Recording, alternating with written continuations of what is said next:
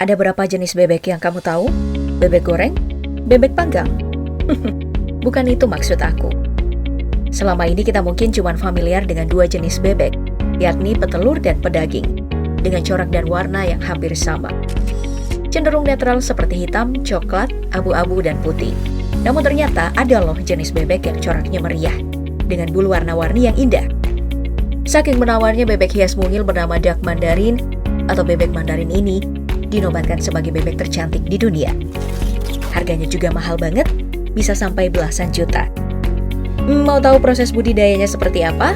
Kok harganya bisa semahal itu? Langsung saja kita simak bersama pada video proses kali ini.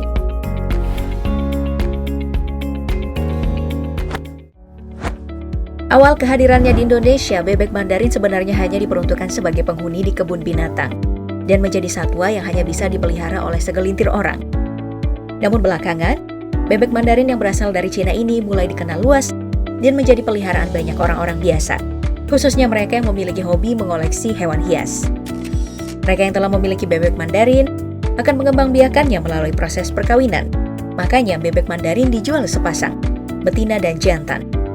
Perbedaan jantan dan betina terlihat jelas dari corak dan warna bulunya. Jantan lebih colorful, dengan paruh berwarna merah, serta pola berbentuk sabit putih di bagian matanya. Sementara betina warnanya dominan hitam dengan motif putih pada bagian dada, sayap, dan tubuh bawahnya. Untuk proses perkawinan, bebek bernama ilmiah Aix galericulata ini terjadi secara alami saat memasuki usia 1 tahun. Biasanya pejantan akan melakukan tarian sembari berenang di permukaan air, memamerkan bulu-bulunya yang indah, dan jika betina tertarik, maka proses perkawinan akan terjadi. Oh iya, Cina, Jepang, dan Korea, bebek Mandarin itu dijadikan simbol kesetiaan. Pepatah Cina untuk pasangan yang penuh kasih sayang menggunakan bebek Mandarin sebagai metafora. Dua bebek Mandarin bermain di air. Jepang dan Korea pun hampir sama, menyandingkan pasangan bahagia dengan bebek Mandarin. Alasannya karena bebek Mandarin di alam liar diketahui hanya kawin dengan satu pasangan saja, alias monogami. Lebih setia dari kebanyakan manusia ya.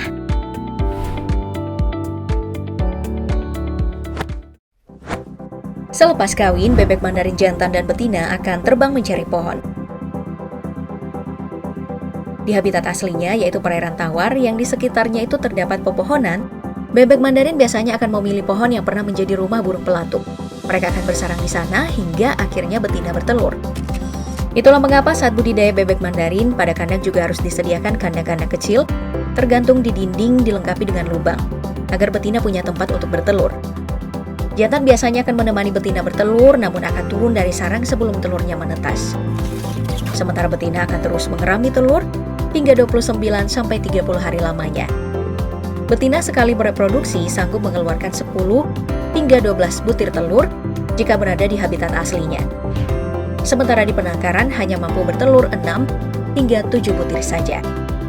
Telur-telur ini harus mendapat perlakuan khusus saat dibudidaya, karena rentan mengalami kegagalan menetas. Biasanya peternak mentaktisi penetasan telur dengan cara mengambil beberapa butir telur untuk ditetaskan dengan bantuan inkubator yang memiliki persentase penetasan lebih besar, sekitar 80% pada suhu 37 derajat Celcius dengan kelembapan 75%, dan sebagiannya tetap diletakkan pada sarang untuk dierami induknya. Setelah kira-kira usia 40 hari, anakan bebek Mandarin ini akan terbang keluar dengan sendirinya untuk mencari sumber air. Makanya dalam kandang juga harus selalu diusahakan terdapat kolam, karena bebek Mandarin ini menghabiskan sekitar 60% aktivitasnya di air.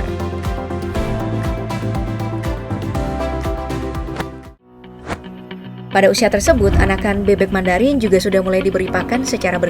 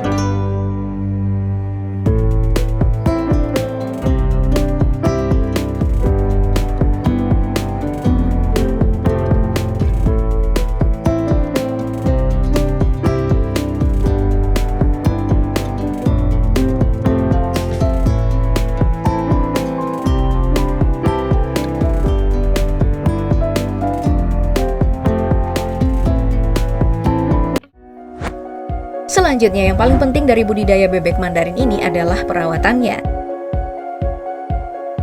Menyangkut hal ini berkaitan erat dengan kebersihan kandangnya. Karena bebek Mandarin sukanya berenang, maka kebersihan air kolam itu harus diperhatikan. Setidaknya memiliki sanitasi yang baik agar terhindar dari lalat penyakit. Ketahanan tubuh bebek Mandarin sebenarnya cukup kuat. Mereka termasuk unggas yang jarang sakit, bahkan saat unggas lain di peternakan terserang penyakit. Selain sanitasi, intensitas cahaya matahari yang masuk pada kandang juga perlu dijaga. Sebab setelah berenang, bebek Mandarin akan berjemur untuk mengeringkan dirinya. Kebiasaan berjemur ini juga mereka lakukan saat baru bangun di pagi hari. Wah, manusia kalah ya, kebiasaan berjemurnya baru rutin sejak ada pandemi.